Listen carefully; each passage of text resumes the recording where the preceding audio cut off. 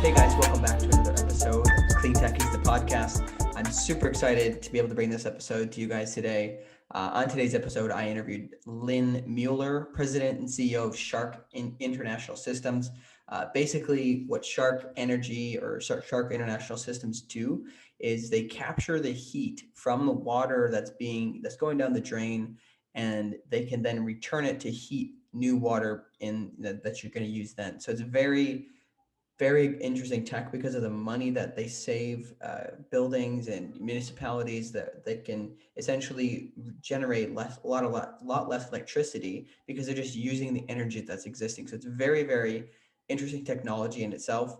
Lynn was an absolute pleasure to have on the podcast. Really inspiring guy, to be honest. Just got done shooting it, and I had goosebumps, talking to Lynn. It was really great. So I really appreciate you guys listening to this. I hope you will enjoy this, especially the younger generation. Lynn, really look up to him after this show, and I hope you enjoy today's episode. And always, as always, this episode is made possible by NextWave Partners. Yeah, awesome. Thanks for coming on the podcast today, Lynn. If you want to just give us a quick background on yourself and how you ended up in Sharc Energy, we would really like to hear your background and your story. Great, thanks, Silas. And yeah, pretty simple story. You're from northern Wisconsin, so you can appreciate cold weather. And I grew up in the foothills of the Rocky Mountains on a farm in Alberta. And I always think of myself as a farmer first. And then I became a refrigeration mechanic, and then got into the green energy business and heat pumps. So I made a living the last 40 years or so with companies. I was president and CEO of a company called Water Furnace, been in the heat pump business, and I had been leaning towards retiring. So I spent a few days at home, and my wife decided that wasn't such a good idea, that I should find something to do or a new place to live. So I knew my way home, so I didn't want to leave there. So then I'd been thinking for some time, Silas, that so much energy goes down the drain every day. And I have 4 kids, and at the time 3 daughters were at home, and I could see every year in my house I threw away about $1,200 worth of hot water. And I knew that because I heat my house with a heat pump, and my gas is all hot water. So I thought, looking around the neighborhood, I thought, if every house is throwing away $1,200 a year, where's all that going to, and why can't we get it back? And about the same time I started to think like that, the city of Vancouver had the 2010 Olympics, and they wanted the Olympics to be the greenest Olympics ever. So their Olympic Village was heated and cooled using the sewage water that was leaving downtown Vancouver. And so I became quite fascinated. First, I thought it was just a crazy idea. Mm-hmm. And then I became very fascinated how well it worked. And at the time, they were heating about 1.5 million square feet of space, the Olympic Village. Since then, we've become involved there, and we've grown that site now, where next year it will heat 20 million square feet of apartments from the wastewater leaving downtown Vancouver. So once you combine the efficiency of warm sewage water with a heat pump, it's really a great combination. Okay, well, so when I started to think about the energy and wastewater, everybody thinks I've just performed a bodily function into that water, and I'm so happy to get rid of it, I never want to see it again. So when you think that the solid content of sewage is only about 1%, and that's mostly paper, the biological product has long since been washed away, but there's just so much sewage flow. There's 938 trillion liters a year of sewage in the world. So that's roughly 200 trillion gallons of sewage that's been heated about 30 to 40 degrees Fahrenheit. So if you could imagine a body of energy that big, and nobody was using it, and it flows out into the ocean, and it melts ice, and all of the round things. So I thought, other than the obvious, sewage is just kind of the perfect energy source, and it's everywhere. Every city has a sewer system, And they're quite easy to deal with because there's only one sewage authority per city. So you can deal with like King County down the road here in Seattle has kind of a groundbreaking deal where people can access their sewer, take the energy out of it or put energy in it from air conditioning, but they have to pay a half a cent per kilowatt toll on it, basically. So the city of Seattle's taken what used to be just a tremendous cost to them to operate the sewer system, and now they have it generating revenue. And by recycling that heat, we save burning natural gas. So everything that we do with the Sharc system offsets the use of gas. And then in the summer, when you're air conditioning, you're putting the heat into the sewer line. So you're not using cooling towers and that sort of thing. So also saves a tremendous amount of water. So when you look, you're in Harlem in New York. So you look at New York every day, there's 1.4 billion gallons a day of sewage water pulsing through the city. So that's a lot of flow. You wouldn't want to stand in front of that train when it's coming at you. So there's, there's 900,000 buildings or something in New York that have to be retrofitted to fit the new climate emergency bills. So, there's a great opportunity there. We're working with Con Edison in New York to introduce the technology in New York. So really applicable everywhere and really simple technology, Silas. So, I attend conferences all over the world all the time on renewable energy. And one thing that always sticks in my mind is how complicated some of these systems are. So you sort of have to have a shift in the way the world operates for a lot of these renewable energy things to work. Ours, we need two laws of physics to stay in effect: that energy can't be created or destroyed, which is the first law of physics. And the second law of physics is heat moves from warmer to colder. So as long as those two things stay in effect, our system will work. So very simple technology. And it doesn't convert anything to electricity. It's just a heating and cooling and hot water system. Yeah, so this is very interesting. Obviously, I think it'd be keen to have you maybe give us an example of how it's implemented, right? It sounds like there's a few different options where it can be implemented citywide, right, to capture all of the heat. But it sounds like it could also be implemented on a more individual basis for each building. Is that correct? That's right. So at Sharc, we have two products so far. The Sharc product, and Sharc is a pretty catchy little acronym, but it really stands for sewage heat recovery. We'd looked at various different names, and we had the Turdinator and a few things, and oddly enough, the Turdinator was already being used. So brown burger, we got a few, but and then so the Sharc is designed to do larger systems. A small Sharc would be about 1 megawatt per hour of energy.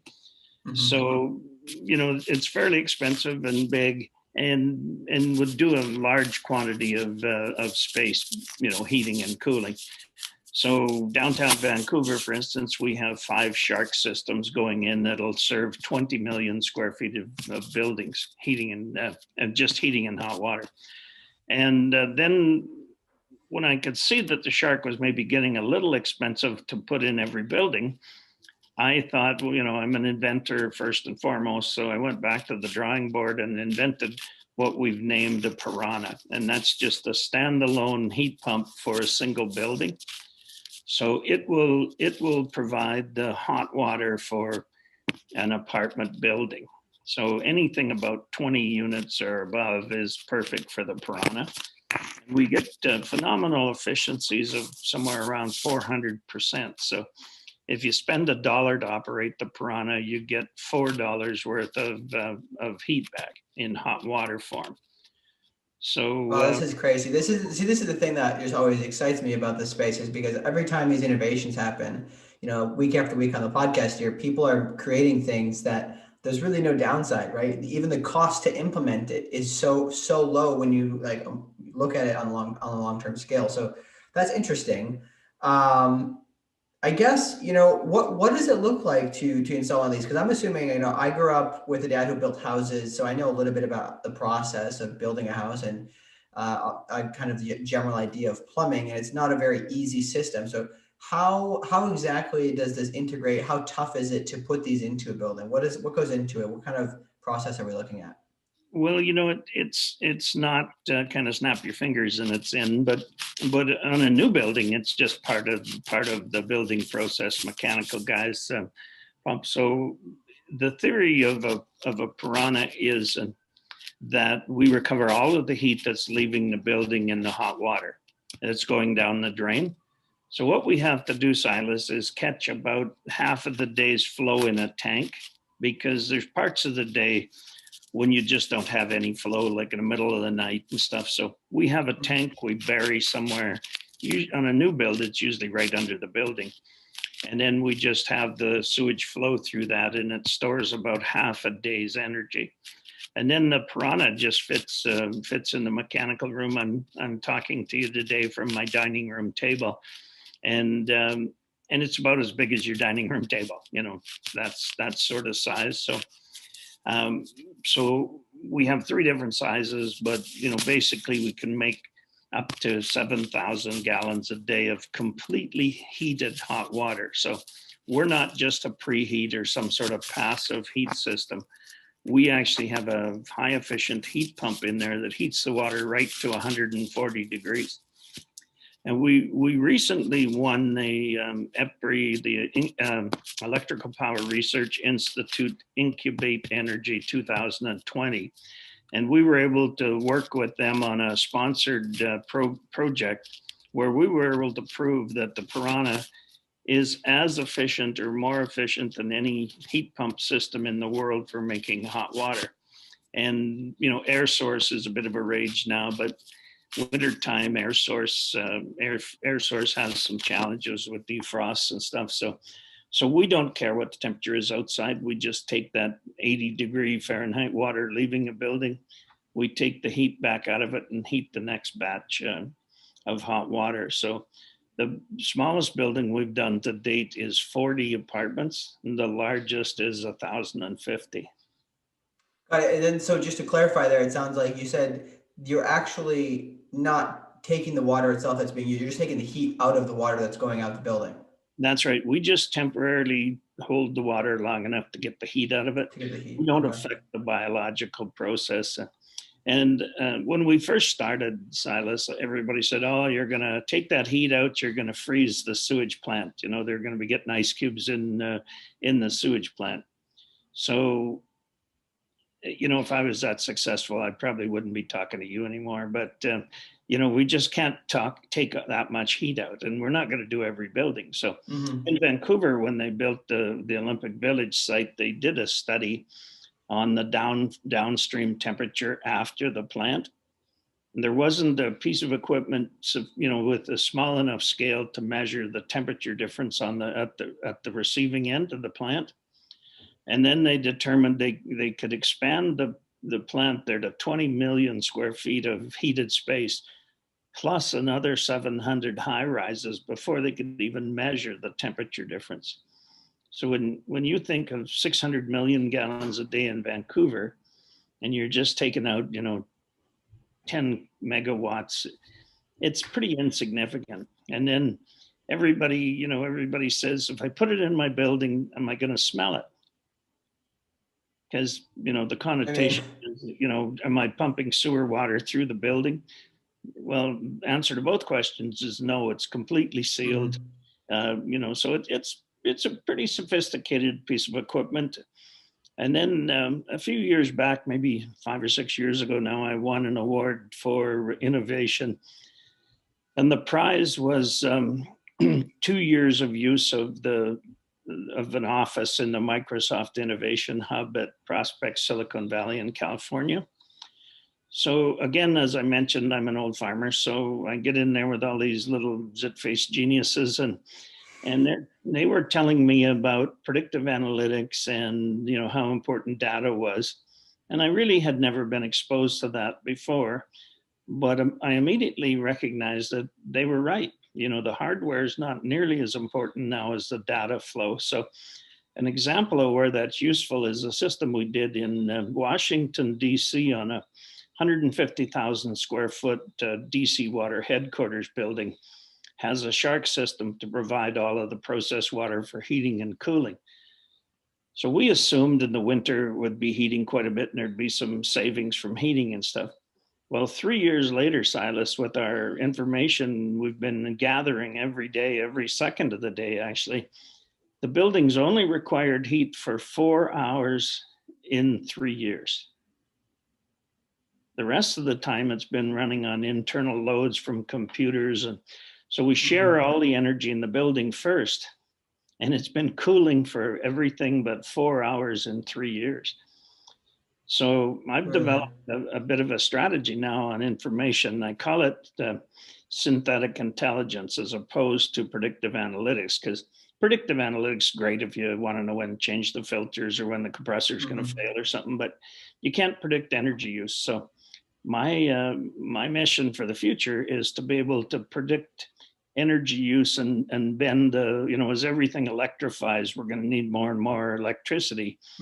So by managing the grid loads better, this synthetic intelligence is going to be a critical step for utilities to handle all the electric cars and all the heat pumps and air conditioners. And as the world warms up, we need obviously more air conditioning. So.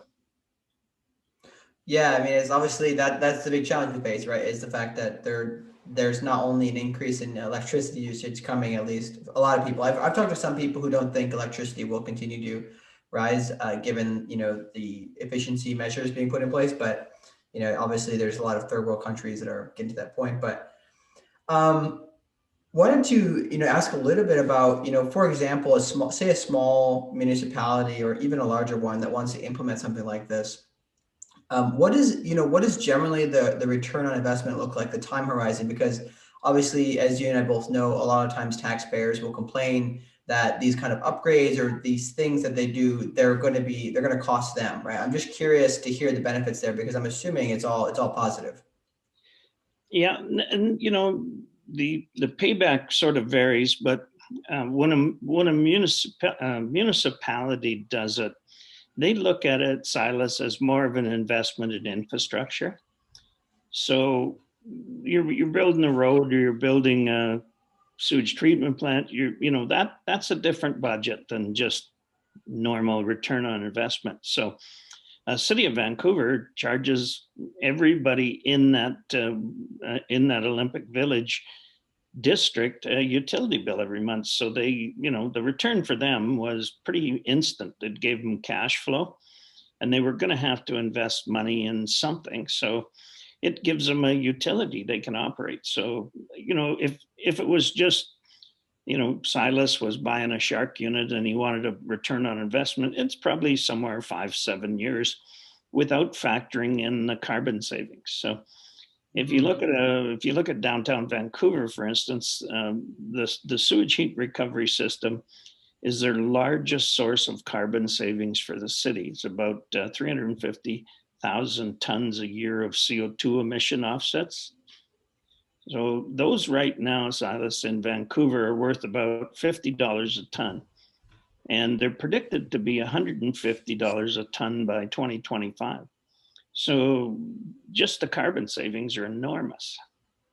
And a Piranha unit in your building, for instance, if you had a 100-unit building and 2 people per suite, that equates to about 100 tons a year, which takes about 50 cars off the road, gas-powered cars. So, it's a win-win no matter what you do.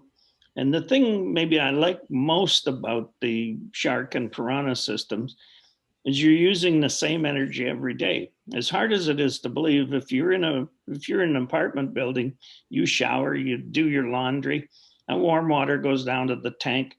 We take the warm water back out of the tank, the heat out of it, and we sell you the same energy the next day, the very same energy. So it's just this perpetual cycle of high efficiency moving the energy. Yeah, absolutely. That makes a lot of sense. Yeah, I think it's so powerful. I mean, again, the things that are being done here, I really appreciate what you guys are doing. I'm curious, I guess maybe this is you've already talked about a little bit some of the challenges or the objections, but I'm curious, what have been the biggest challenges either as a company in growing this technology and building everything, or maybe specifically if there's been a lot of objections, what have those been? Yeah, it's a strange business because comparing it to when I was in the geothermal heat pump business, for instance, I would go out to sell you a geothermal heat pump, but I had to explain, how the hole in the ground works and how much heat I can get per square foot and, how long it's going to last and, the refrigeration cycle. This one, I go to sell people and they go, yeah, I always thought there's a lot of heat going down there, and it's amazing the acceptance on the idea. But a lot of people didn't want to be the first. They don't want to be the first tried technology. So 11 years in now, we're sort of overnight successes. But we also, I didn't know how the hell to make it work when I started. Like I was learning with everybody else. So the current equipment doesn't look anything like the first one. And, it won't change much now because we got it working so well. So if you could imagine, we got one plant coming with 40,000 gallons a minute of flow of sewage, and we've got to filter that. That's a massive undertaking. So, we can do that now. So I would say, as of today, just growing is our biggest problem. So we got through the stage of growth, and some wise men told me years ago that it takes about 10 years to build a business, and I thought they were full of crap and I could do it in 2 or 3 years, and here it is 10 years later and we finally have a really good business. So there is a cycle, and unfortunately every new product has it. Tesla took 10 years to get going, and SpaceX, and we're no different than anybody else, except everything we do is green. On a personal note, Silas, I have 3 little granddaughters, and I was so fortunate to grow up out in the Rockies there, and I would go for a walk in the mountains and see moose and bears and one thing and another. And I want to make sure that my kids have an opportunity to see how beautiful this world is. And I travel all over the world. I'm really fortunate before COVID, obviously, but this world is so amazing. It's worth saving, and that's my mission. I'm 66 years old, so I don't really go into work anymore for myself, but I love going in. I love the energy of our people. We have a predominantly young staff, and when I started the company, I wanted to build a sustainable company that was different. I worked for some big companies briefly over my lifetime, and the motto at a big company is it's like working there is like smoking a joint. The harder you suck, the higher you get. So I wanted to build a company that respected its people. We have a great, we're a public company, so we have a good stock program. Everybody in the company has access to every job they're capable of doing. We want them to work there for their entire lives and help them retire, help them buy houses. Like, people to me are more important than anything. And we want to respect people. We have a very strong program of inclusion and empowering our female employees to be on, same footing as everybody else. So when I had the opportunity to start this company, I thought, I'm going to do it as good as I can this time. Yeah, I think that's interesting. This is something, obviously I appreciate your kind of the personal aspect you put on this, but it's not just anybody, everybody's in this boat, right? The whole reason why we have this green movement going on is because we want to save the world for our future, for the future generation. So I think that's great. And I also think it's, very commendable that I've seen a lot of companies doing this, that in this space, we also want to make sure we're already forward thinking. So why not be forward thinking and helping, again, empower other people, the underserved, or the people who've had a harder time, getting into, leadership roles within companies. So I think that it is our job in the clean tech sector to help do that as well.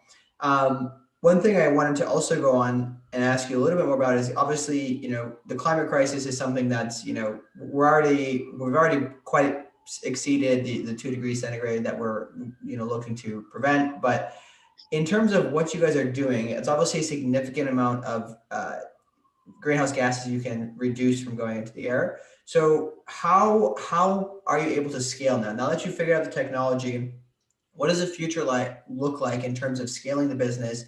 Are you going to license the technology out, or is it the company that's going to continue to grow? How are you planning to do this to try to make the most impact in the fastest time possible? Yeah, those are great questions, Silas, and rapidly being answered every day. So I think the future of Sharc and the technology is that you're going to see it in every city. That it is going to be, Silas, in every city in this world, not just in Canada. It's because, that's just this incredible resource that's been thrown away. And I didn't think of the technology. I invented our system.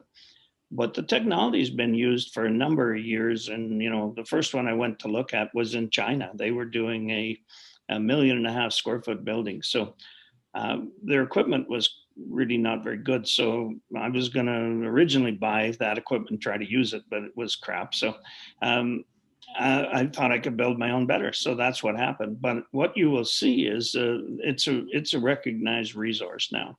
So there's $1 trillion a year worth of hot water put down the drains of the world. So if we just get back, 10% of that, it's still $100 billion worth of energy.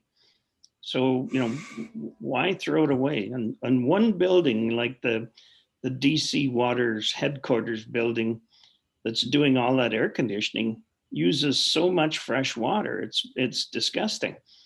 So we've been able to save them about 3 million gallons a year of fresh water.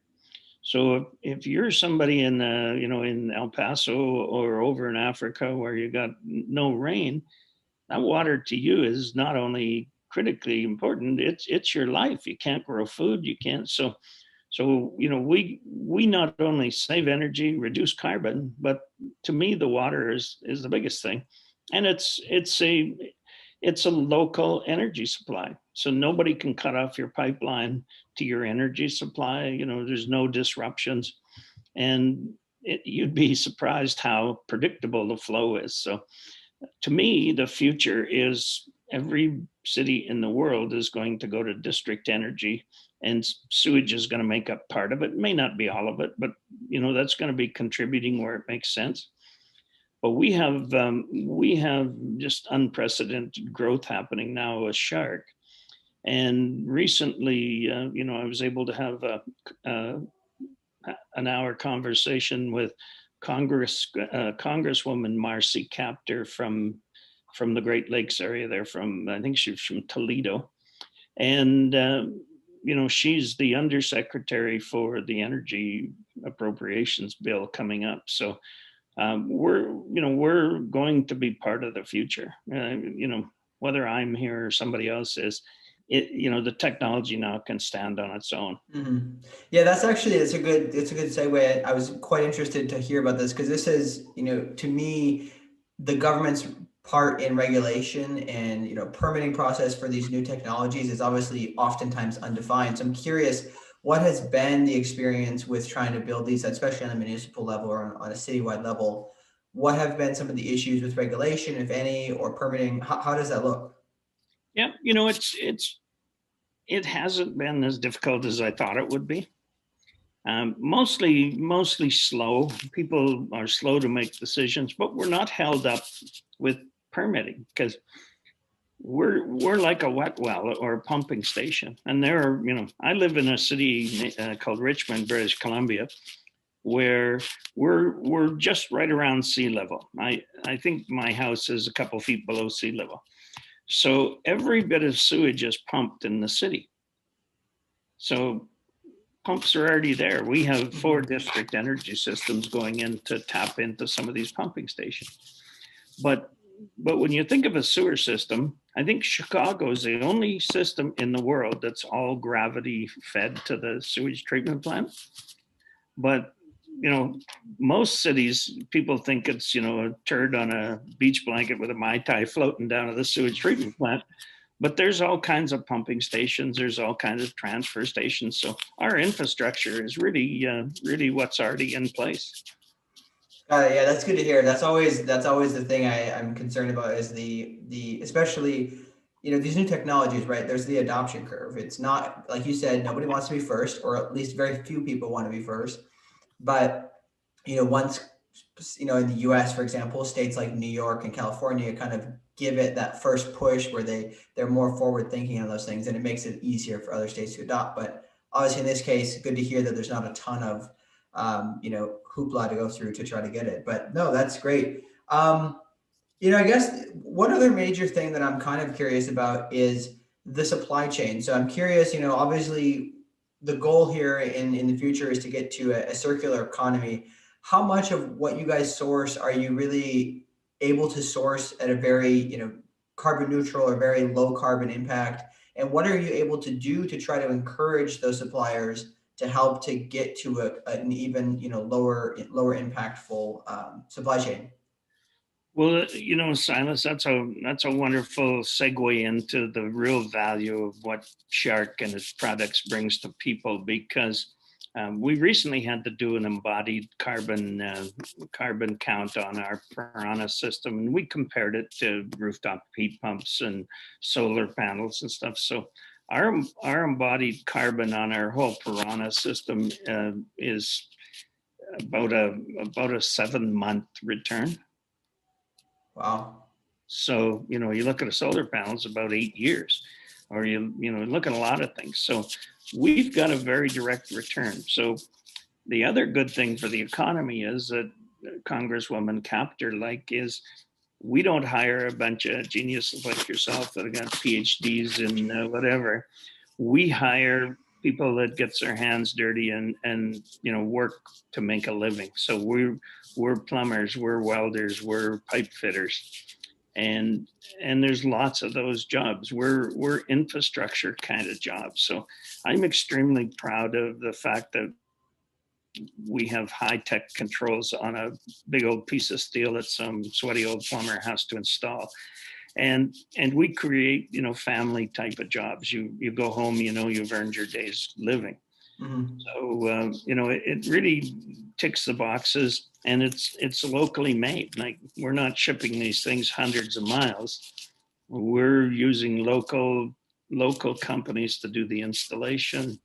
So it's really I'm really proud of it, that our plan is to create local jobs as well. So Yeah, that's certainly very commendable. I think, again, growing up in northern Wisconsin, a very, I guess you could say, old school type of place. They don't like to adopt new technology that quickly. So it's always been, what I've heard is people just concerned that all these new technologies, renewable energy and whatnot, it's just going to lead to job loss. And I think that there's just a big miscommunication as to what's really happening. It sounds like it's very simple to learn how to install these things, same basic principles that plumbers already use. So it's very, yeah. very encouraging to hear what you guys are doing. But Well, yeah, I think is there anything else that you wanted to add? I think overall this has been a great conversation. I'd be curious to hear if you have any thoughts about what the future, what you're looking for in the future and everything like that, just in general in the space. yeah, I'm different, I think, than most people. When most people are kind of worried about what's going to happen in the future. I'm not, because I meet people just like you that give me so much faith in what's going to happen in the future. Like, the new generation care, but you guys, your age group is so bloody smart and so empowered and so driven and connected. You can make change faster than we ever could.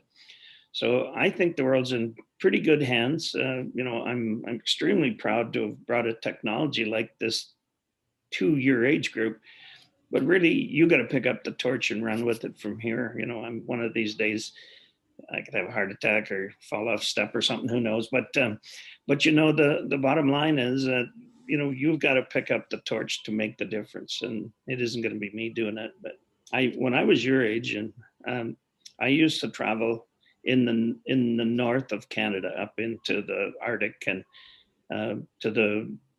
to Eskimo communities there to put in fish freezers.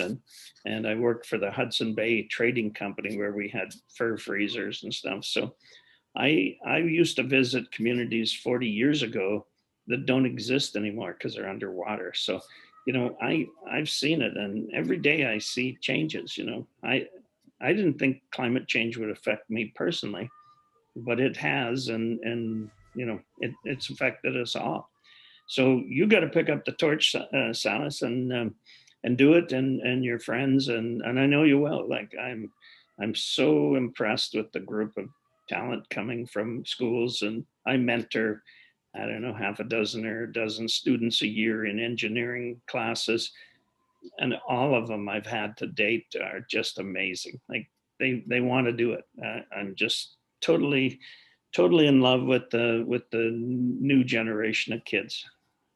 Well, it's good to hear. I think a lot of people give millennials and Gen Z a lot of crap for not wanting to work hard or whatnot. But I think that it's a big misunderstanding. It's that we'll work hard, but we want to work hard for something that matters, right? We don't want to just work hard just to work hard, right? So I think that's something I've noticed in my generation as well. So I appreciate that.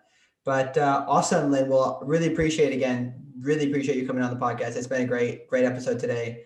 And we'll definitely have to see what you guys do in the future. I'm really excited to see this rollout come. Hopefully someday I can visit a site where it's operating in New York City if there's not already one.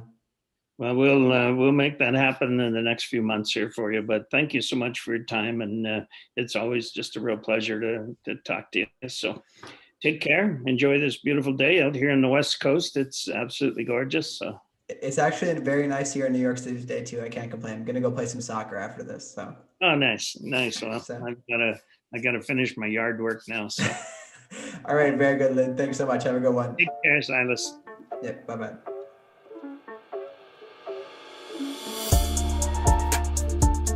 Hey guys, thanks so much for listening to today's episode with Lynn.